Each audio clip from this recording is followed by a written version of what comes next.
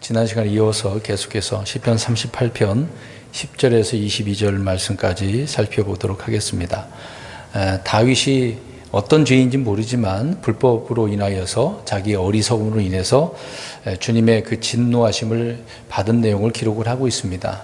그러니까 주님의 진노가 있다 보니 온몸이 아팠어요. 머리부터 발끝까지, 몸뿐만 아니라 혼까지 극심한 고통을 겪었다라고 이야기를 하고 있습니다.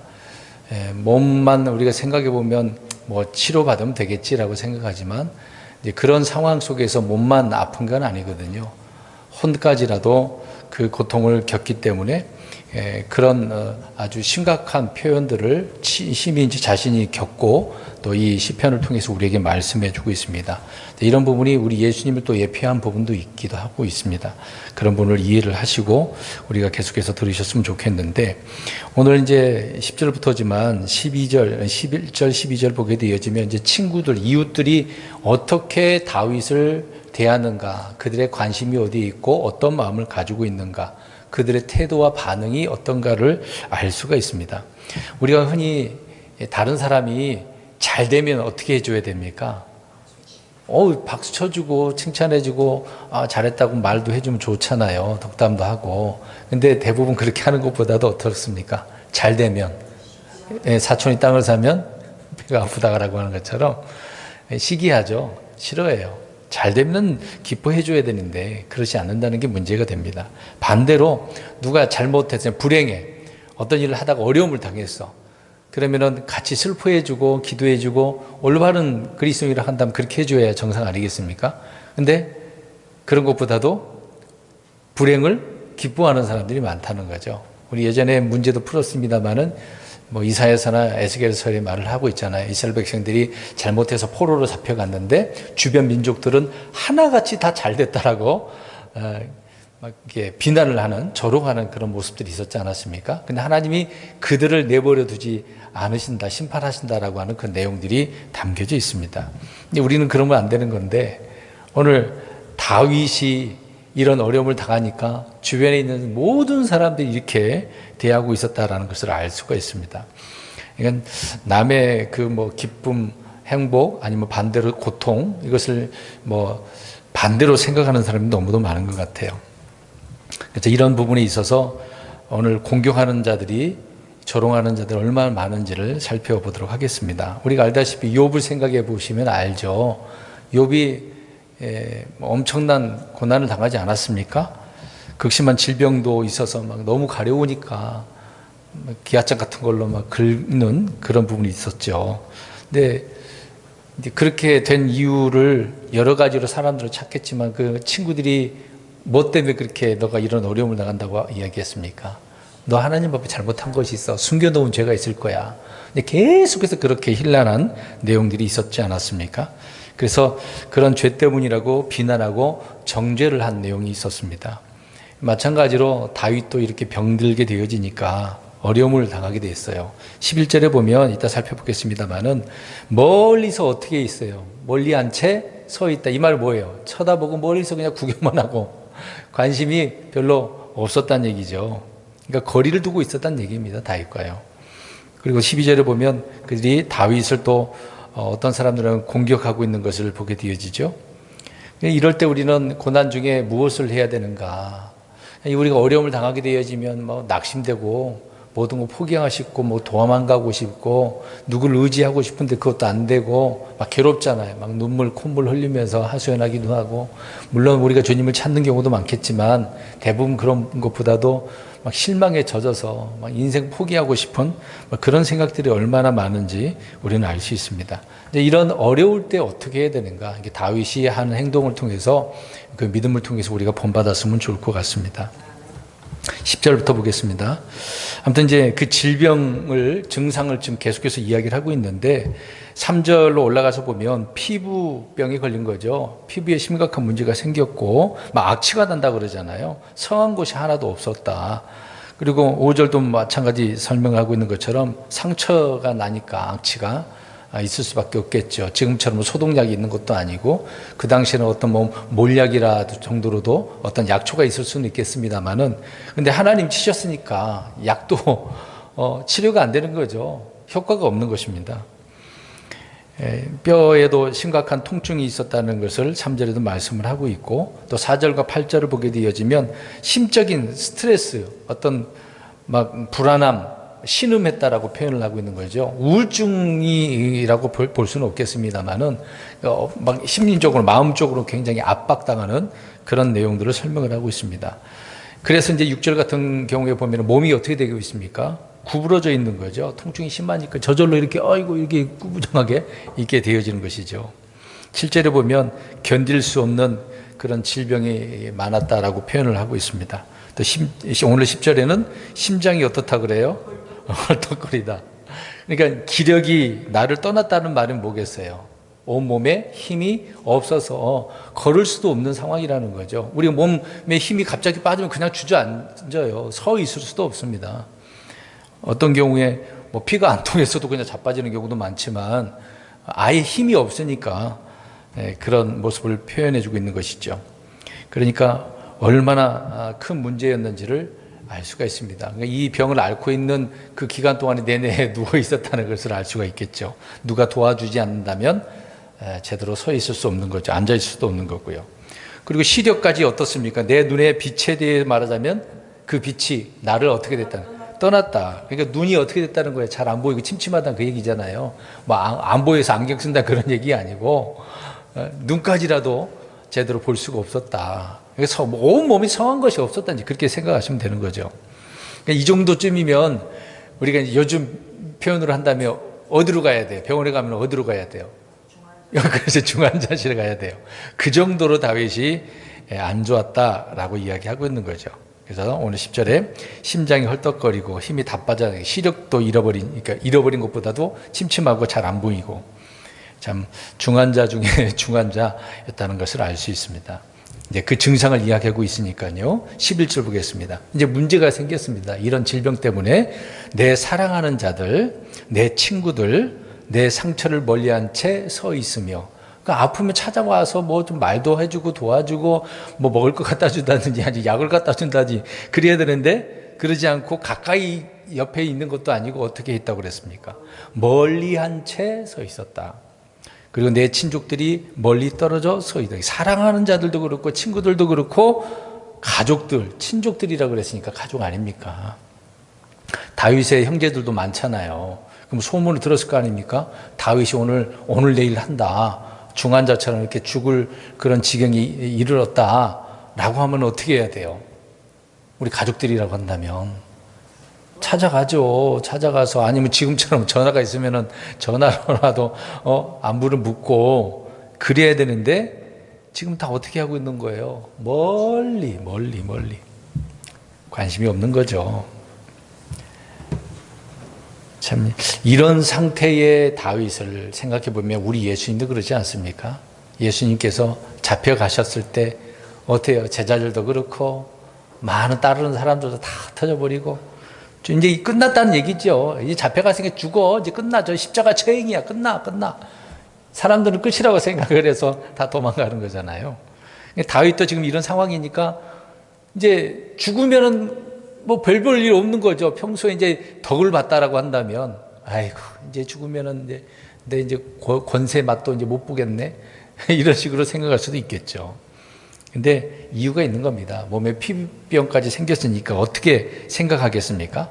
그래서 이제 레위기서로 보면 몸에 이런 피부병이 생기면 무슨 병이라고 주로 오해를 할 수 있겠어요? 나병. 네네. 이제 그런 병이라고 생각을 하니까 가까이 갔다가는 옮는다. 나도 저주받는다. 이렇게 생각할 수도 있겠죠. 그러니까 이런 문제 때문에 많은 사람들이 자기들끼리 나름대로 생각을 판단을 하겠죠. 근데 이런 모습은 좋지 않았다. 다윗이 볼 때는 나는 그런 병이 아닌데 내가 잘못해서 하나님 앞에 지금 혼나고 있는 것인데 이것을 사람들은 나를 이렇게 싫어하고 멀리하고 또 조롱하고 또 심지어 이제 원수들은 나를 죽이려고 기회로 삼는 그런 일까지 보고 있으니까 얼마나 안타깝겠습니까? 다윗 입장에서는요. 이제 그런 모습을 말해주고 있는 거죠.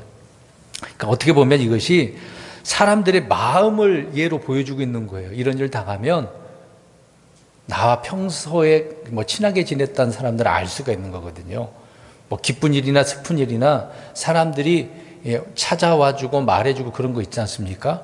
그럴 때는 그 마음의 문제라고 할 수 있잖아요. 정말 못 올 수 있는 그런 상황 속에서도 우리는 안부로 전화를 통해서 지금 현재 그렇게 말을 하잖아요. 이런 일이 있어서 못 간다, 축하한다, 어려운데 뭐 상을 당했으면 미안하다, 못 가서 이렇게 이런 말도 하잖아요. 근데 지금 내용을 보면 그렇지 않다. 멀리 서 있었다라고 하는 것입니다. 그러니까 다윗이 병을 앓았을 때 다윗 자손은 정말 이것이 하나님의 분노로 일어난 것인데도 불구하고 사람들은 오해를 하고 있는 거죠. 그렇다면 사람들이 이렇게 생각을 하니까 이제 끝났다라고 생각을 하겠죠. 앞에서 말씀드린 것처럼. 참 이런 모습을 볼 때 인생을 내가 잘못 살았다라고 생각할 수도 있지 않겠습니까?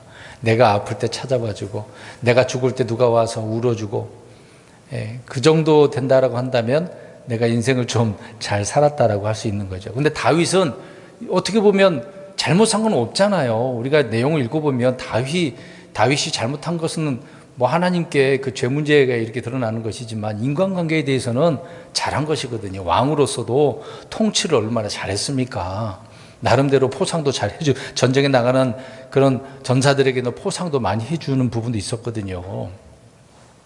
그러면 다윗의 덕을 봤다라고 한다면 찾아와서 물어봐야 되는 거 아니겠습니까? 이제 그러지 않았다는 거죠.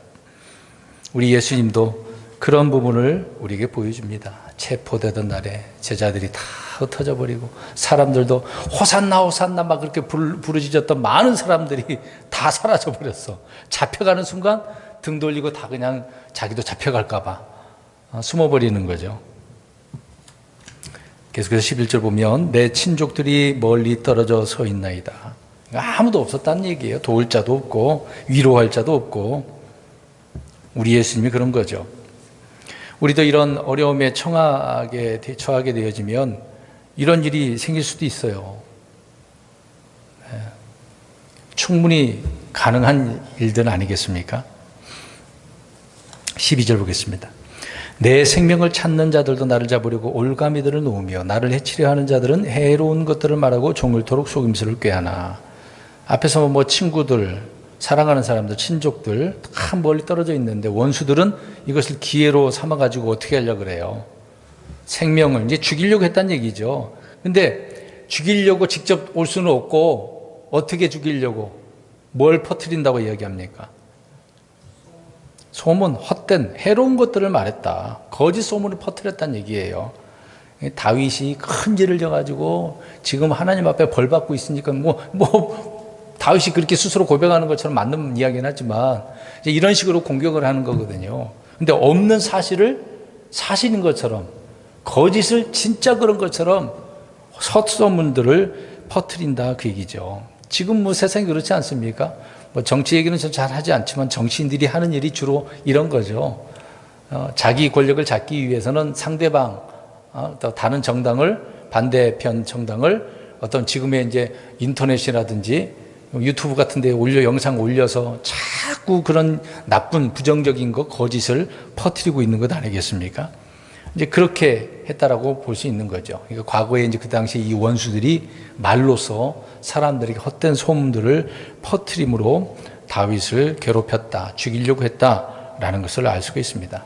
그러니까 어떻게 보면 거짓도 많은 사람들이 그렇게 듣고 인정해버리면 그 거짓이 어떻게 돼버립니까?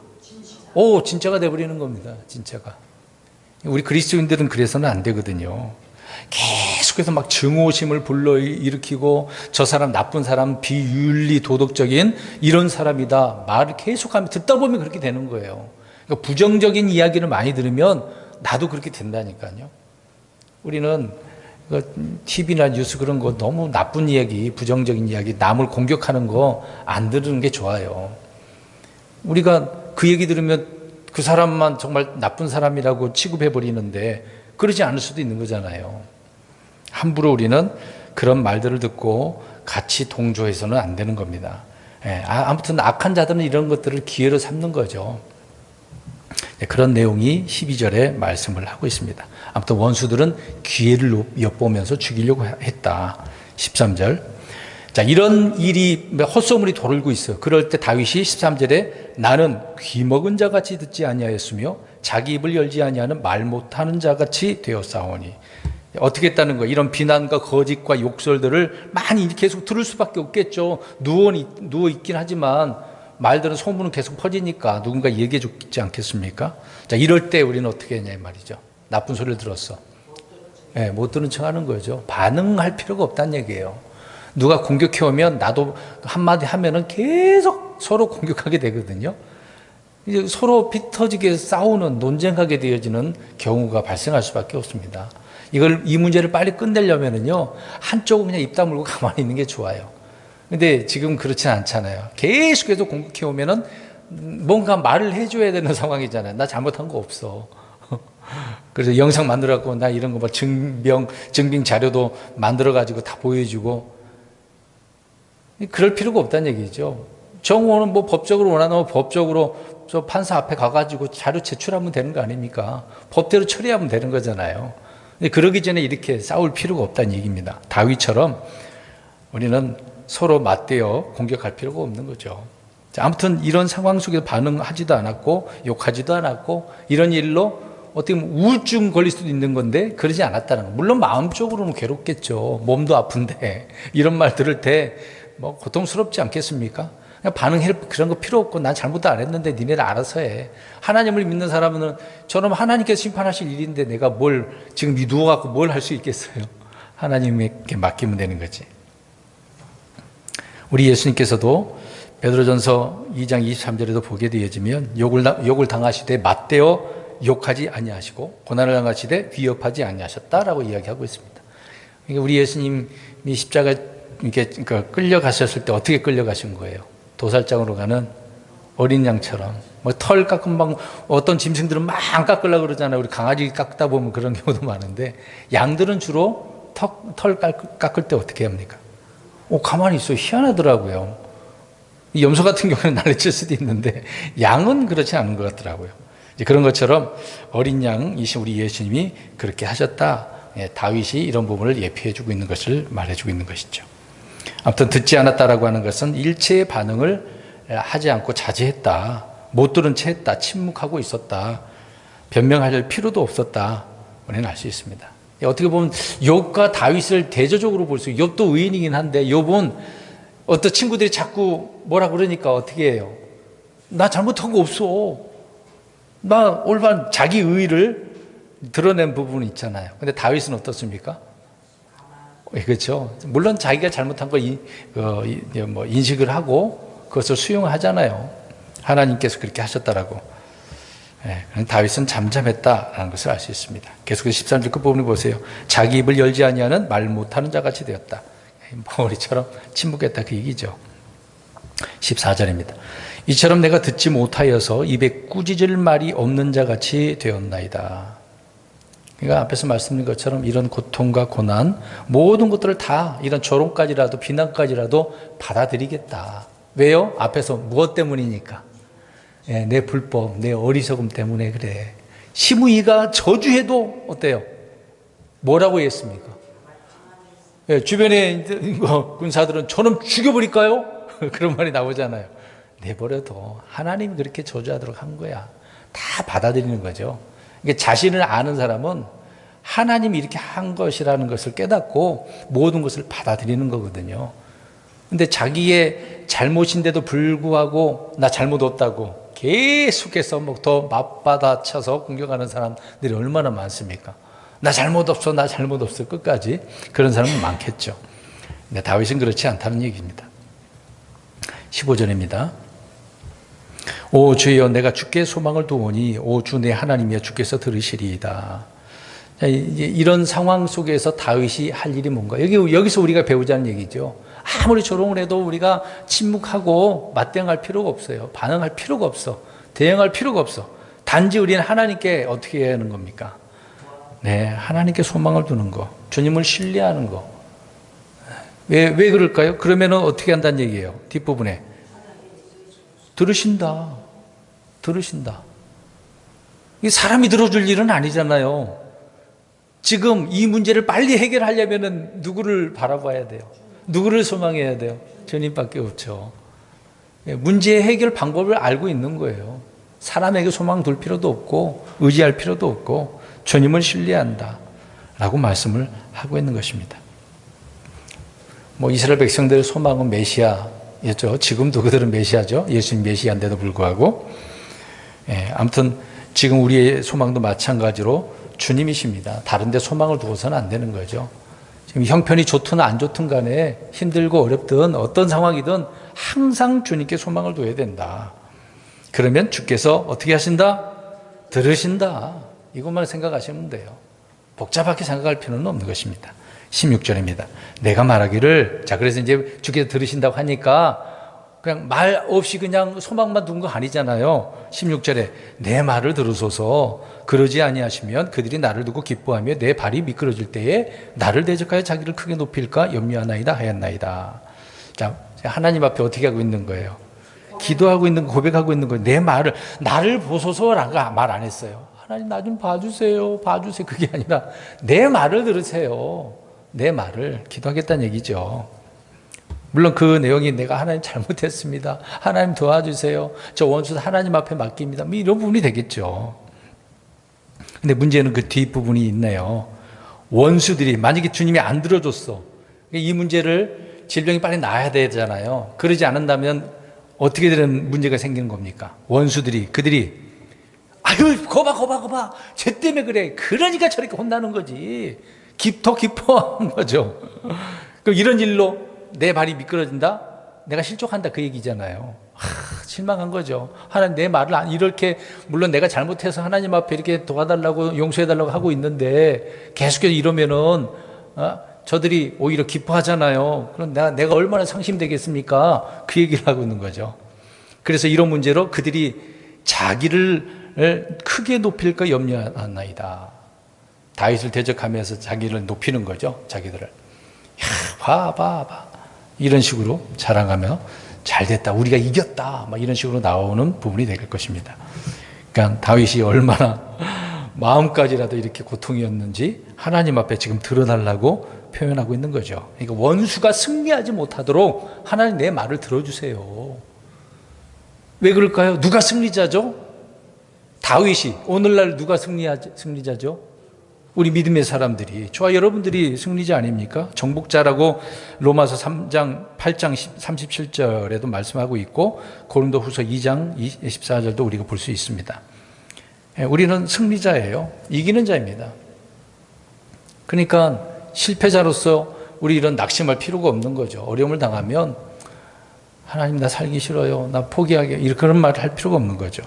끝까지 주님 앞에 내 말을 들어달라고 구해야 되는 일이죠. 그러니까 고난당할 때 이런 일을 해야 된다라고 말씀하고 있습니다. 17절. 내가 절뚝거리게 되었고 내 고통이 계속 내 앞에 있사오니. 자, 여기서 약간 번역 문제가 될 수도 있는데 400주년 기념판, 우리 전에 보던 400주년 흠정적 기념판에는 절뚝거리기가 아니고 머뭇거리게 됐거든요. 근데 이 마제판에는 절뚝거리게 됐다라고 이제 번역을 해놨습니다. 어떻게 보면 지금보다는 저번 번역이 더 나은 것 같아요. 머뭇거리게. 그 말이 멈췄다. 이게 영어가 이제 헬트라고 한다는데 이렇게 우리 가다 보세요. 이게 다리를 걷다 보면 쫄쫄 이렇게 있지 않습니까? 이게 지금 그런 의미로 못 걸었다라는 식으로 지금 절뚝거렸다 표현하고 있는데 그런 의미 앞뒤 문맥을 살펴보면 이제 다윗이 지금 이런 질병에 걸렸으니까 본인 입장에도 어떻게 됐다는 얘기, 이제 마지막 무슨 준비? 죽을 준비가 된 것처럼 말을 하고 있다. 그런 생각하시면 되겠습니다. 여러 가지 멈출 준비가 많은 부분에 해석을 할 수도 있겠습니다만은 여기서는 이제 죽을 준비가 됐다. 주님을 만날 준비가 됐다. 그렇게 이야기합니다. 근데 문제는 그 뒷구절을 보세요. 17절 뒷구절에 어떻게 되고 있습니까? 고통이? 자, 나는 계속 죽을 때가 된 거 이제 포기하는 것처럼 이렇게 표현을 하고 있긴 하지만 근데 이 고난은, 고통은 어떻다는 거예요? 계속 있다. 그러니까 환경이 달라지지 않고 있다. 이런 일이 길어지고 있는 거죠. 그러니까 우리가 결심한다고 해서 바로 환경이 바뀌어지는 것은 아니라는 거죠. 언젠가는 해결될 수 있겠습니다만은 그렇지 않더라도 이런 일들은 계속해서 있을 수 있다라는 것을 알 수 있습니다. 그럼에도 이런 일들을 계속해서 하나님께 요청을, 기도를 해야 되겠죠. 18절. 내가 내 불법을 밝히 드러내며 내 죄로 인해 슬퍼하리이다. 지금 다윗은 주께 소망을 두고 있고 기도하고 있고 지금 이제 내가 하나님 앞에 갈 준비가 됐다. 스스로 이렇게 판단을 하면서 18절에는 이런 가운데 내 불법을 어떻게 하겠대요? 드러내겠다. 이게 다 이게 시인을 하면서 주님의 궁유를 구하고 있는 그런 내용들이 되는 것이죠. 그러니까 불법을 밝히 드러낸다는 것은 자백하겠다 그 얘기입니다. 다 드러내겠다. 그래서 내 죄로 인해서 어떻게 한다는 거예요? 슬퍼한다. 정말 이 정도까지 괴로움을, 슬픔을 표현을 해주고 있는 것이죠. 우리도 이런 부분이 있어서 죄를 슬퍼할 수 있는 그런 사람들이 되어야 된다라는 것을 알 수 있습니다. 19절. 그러나 내 원수들은 활기가 넘치고 강하며 부당하게 나를 미워하는 자들은 크게 늘어났고. 자, 보세요. 다윗이 지금 빨리 고침을 못 받고 있습니다. 계속해서 고통이 더 늘어나고 있어요. 근데 그런 가운데 하나님 앞에 계속 하나님 용서해 주세요. 내가 잘못했어요. 이것도 잘못했고 저것도 잘못했어요. 그럼 내 죄 때문이에요. 정말 죄 슬픕니다. 죄를 좋아하는 사람이 어디 있겠어요. 그런데 이것을 보고서 원수들이 어떻게 했다고 이야기합니까? 기뻐하고 즐거워하는 거죠. 활기가 넘쳤다. 잘 됐다. 이제 다윗 곧 죽는다. 뭐 이렇게 했겠죠. 근데 이런 사람들이 점점 줄어드는 게 아니라 어떻게 되었습니까? 늘어났어. 더 많아졌어. 이거 보세요. 부정적인 헛소문을 들으면 들을수록 사람들이 어떻게 됐다는 얘기예요? 더 많아졌다는 얘기예요. 그런데 사실이 그런데 진짜 그렇게 눈으로 보이잖아요. 저 성 안에서 자기 방 안에서 이렇게 누워 있으니까 나오지도 못하고 이제 오늘 내일 하네. 그렇게 생각을 사람들이 안 하겠습니까? 이제 그런 사람들이 많아졌다. 그러니까 악인들이 활개를 치면서 크게 늘어나고 있다. 그 얘기를 하고 있는 겁니다. 그러니까 이걸 생각해 보면 마지막 때일수록 세상이 어떻게 됩니까? 더 좋아집니까? 악해지죠. 그러면 믿음의 사람들이 더 많아지나요? 줄어들죠. 어떤 사람들이 더 늘어납니까? 악한 사람, 불신자, 믿지 않겠다라고 하는 사람이 더 많아요. 믿는 사람들이 많아지는 게 아니라 안 믿겠다. 오히려 믿는 사람 죽여버리겠다. 뭐 이런 사람이 더 많아지는 겁니다. 이는 이제 마지막 때의 하나의 표적이라고 볼 수 있는 거죠. 자, 그런 상황을 다윗은 표현을 해주고 있습니다. 20절. 내가 선한 일을 따름으로 선을 악으로 갚는 자들도 내 대적이 되다. 원수들이 있는데 다윗이 선을 베풀었어. 근데 그 선을 베풀었는데 그 선을 나를 저렇게 평소에 사랑해주고 도와주고 먹을 것도 갖다 주고 그렇게 뭐 은혜를 받았으면 당연히 우리는 갚을 것이 없다 하더라도 찾아와가지고 얼마나 아프십니까? 이제 왕이니까 왕국이니까 함부로 들어갈 수 없을 수도 있잖아요. 그래도 찾아가야 되는 부분이 있지 않겠습니까? 우리 알다시피 그 아비가일의 남편 누구죠? 나발이죠. 나발이 평소에 다윗이 그 나발의 가축들을 어떻게 해줬다고 했습니까? 지켜줬어요. 근데 먹을 것이 없어가고 먹을 것 좀 달라고 청년들을 보냈는데 어떻게 했습니까? 다윗을 어떤 사람이라고요? 벨리 아들? 저주했죠? 이게 선을 악으로 갚았다고 그래가지고 죽여버리려고 다윗이 가다가 그 아내 때문에 살려줬지만 하나님께서 그를 쳐서 죽이지 않았습니까? 그것도 마찬가지로 나발이 선을 악으로 갚았다라고 성경은 말하고 있는 것입니다. 이제 그런 사람뿐만 아니라 나발뿐만 아니라 많은 사람들이 그랬다는 얘기예요. 이런 일을 당하면 내가 아무리 선을 많이 베풀어줘도 오히려 공격하는 사람이 있는 거죠. 악으로 갚아버려. 같이 소문에 따라가고 어머 그런가 보네. 아유 저 다윗 왜 저랬을까? 나쁜 놈이네. 막 이렇게 돼버리는 거죠. 마지막 21절 22절 남았네요. 21절. 오 주여 나를 버리지 마소서. 오 나의 하나님이여 나를 멀리하지 마소서. 자, 이런 상황이 오니까 하나님께서 다윗을 버리셨나? 다윗을 멀리하고 계시나? 그렇습니까? 하나님께서는 다윗을 멀리한 적이 없어요. 버리지도 않으셨어요. 단지 죄에 대한 이 부분을 어떻게 하는 겁니까? 징계, 혼나고 있는 거예요. 근데 사람들은 오늘 이 고백처럼 아유 하나님 버렸어. 하나님 멀리해. 이제 끝났어. 우리 사울 왕처럼 아유 하나님 내버려 둬버렸어. 이렇게 생각할 수도 있잖아요. 물론 구약에는 그렇습니다. 버릴 수도 있고 버리지 않을 수도 있고. 그러나 다윗은 버린 적은 없죠. 신약에 와서는 하나님께서 버리시지는 않습니다. 이걸로 뭐 구원과 연결시킬 필요는 없는 거고, 이런 표현은 이렇게 해석을 하면 돼요. 왕이 더 이상 왕이 되지 못한다. 그러니까 사역을 더 이상 할 수 없는 그런 부분이 있어서 하나님께 나를 버리실 수 있다. 그 얘기를 합니다. 바울도 그런 표현을 했거든요.